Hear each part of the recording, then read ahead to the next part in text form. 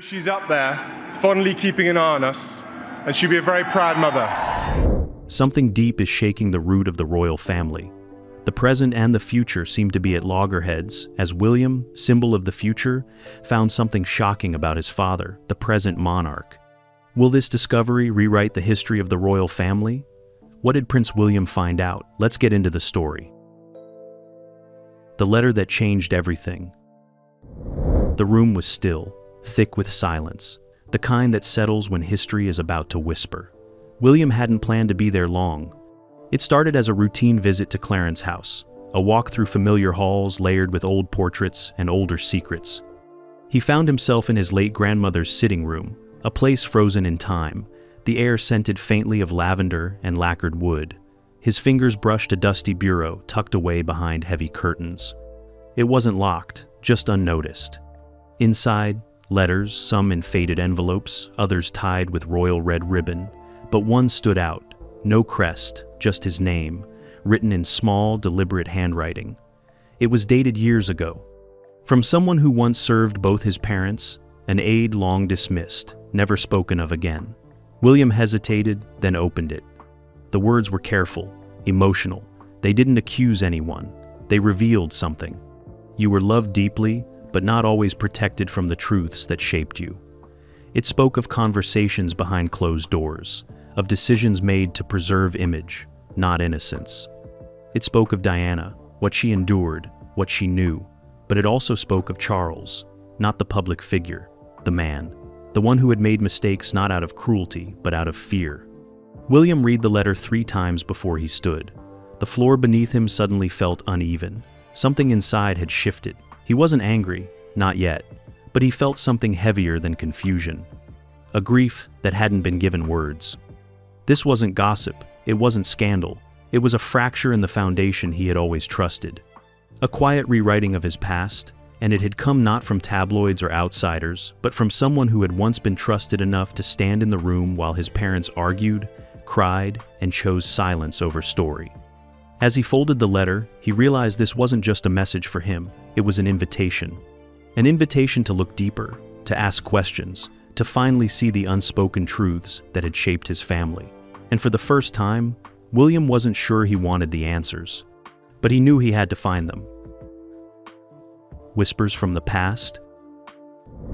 The silence followed him home. William sat alone in his study, the letter on the table beside him, untouched since he'd brought it from Clarence's house. The words echoed louder in his head now that the house had gone quiet. He couldn't stop replaying them. You were loved, but not always protected from the truths that shaped you. That sentence felt like it came with a key, one that could unlock memories long buried under palace routine and childhood innocence. He thought back to moments that once seemed ordinary. His father walked into the room, pausing, then retreating without saying a word. His mother stood at a window longer than necessary, silent but thoughtful. Anne's strange tone when she'd once told him, "You're lucky you were too young to understand." It all suddenly looked different. He pulled out old photos. Not the official ones, these were candid, tucked away in a leather album Diana once gave him. In one, he was 5, reaching for his father's hand, who stared off camera. In another, Diana bent over him protectively, her smile wide but her eyes, he saw it now, tired. What had she tried to shield him from? William didn't cry yet. Instead, he felt hollow, the kind of ache that builds not from shock, but from slow recognition. This wasn't about scandal. It wasn't even about betrayal. It was about the people he loved most holding parts of themselves back, thinking it was for his protection. And maybe it was. But now he was a father, a husband, a future king, and suddenly, not knowing wasn't good enough. He picked up the phone. For a moment, his thumb hovered over Harry's number, then stopped. Not yet, not for this. Instead, he called someone else, someone who knew the family's history in ways few did. The one who had always been honest, even when it hurt. "Hello," came her voice, clear and firm. "Aunt Anne," he said, his voice low. "Can I come see you?" Confronting the confidant. Princess Anne never wasted words. When William arrived at her estate the next morning, she greeted him without fanfare.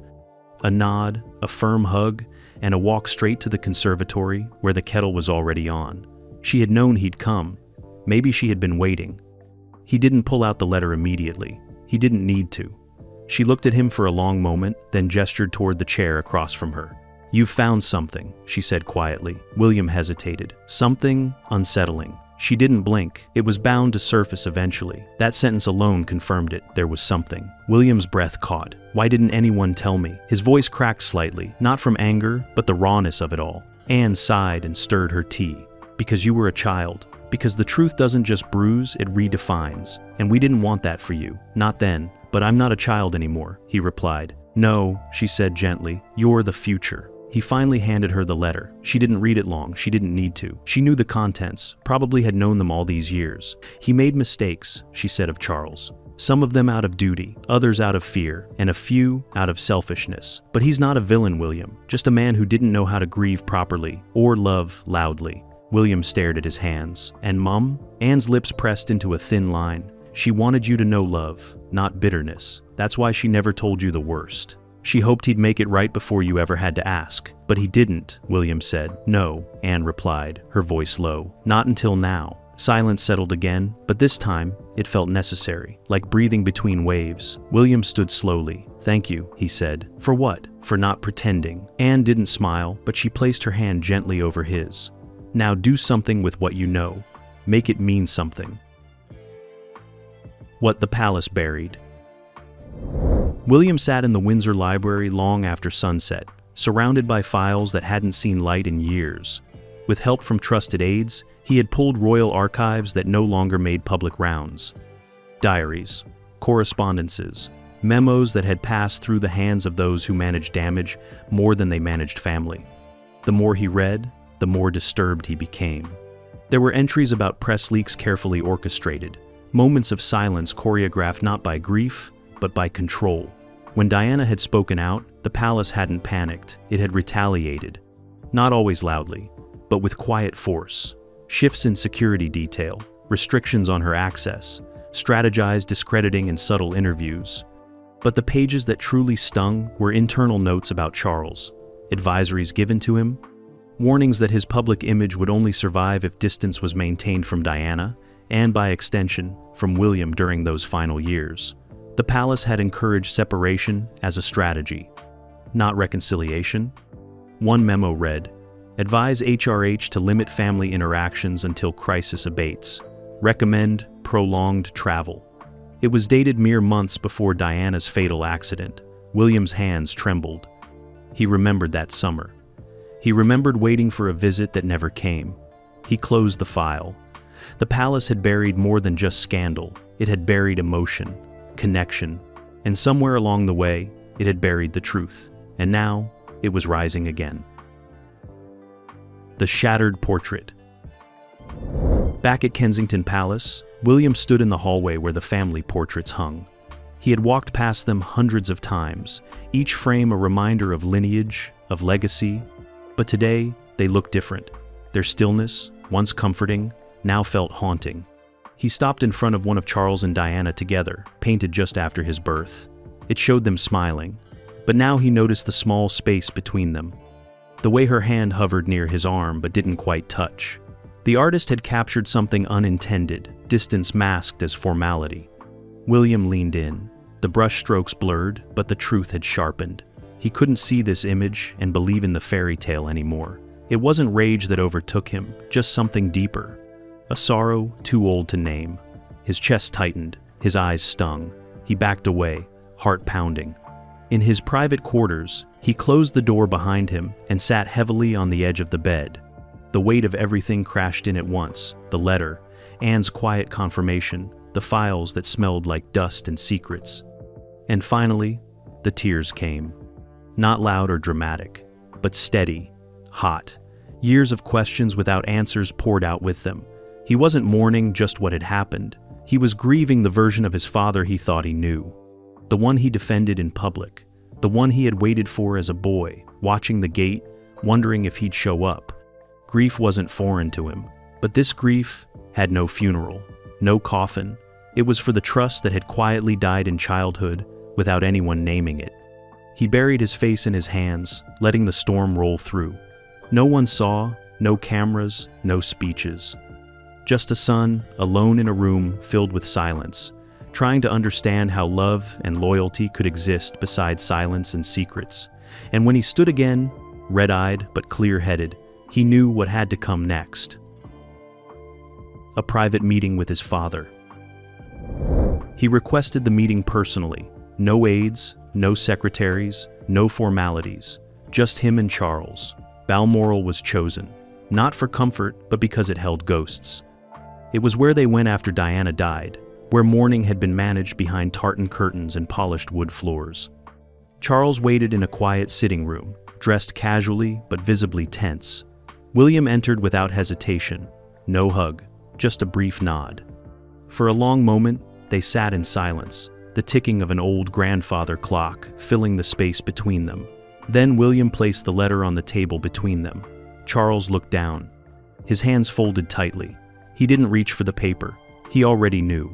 "I read it," William said quietly. His father said nothing. "I went through the archives. I spoke to Anne." Still, Charles said nothing, but his jaw clenched. William leaned forward slightly. "I'm not here for revenge. I just want the truth. All of it. From you." It was then Charles finally looked at him, and something shifted in his face. The royal mask slipped, just for a second. What showed underneath wasn't pride or panic. It was a regret. "I thought I was protecting you," he said. "You were protecting yourself," William replied. Charles exhaled slowly. Maybe both. They spoke for over an hour. It wasn't a confrontation. It was a reckoning. Charles didn't deflect. He didn't deny. He admitted to what he had done, and just as painfully, to what he had allowed. The separation, the coldness, the silence when Diana cried out for help. "I was weak," Charles said, voice cracking. "And I paid for it with your distance." William didn't nod, didn't feel comfortable. He simply listened. It was all he could do. But for the first time, Charles didn't hide behind protocol.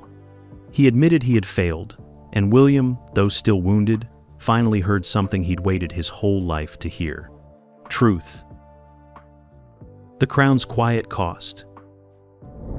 Later that night, William stood outside the Balmoral estate, the Scottish air cold and damp. He watched the fog stretch across the hills, his breath visible in the chill. Inside, the conversation still echoed.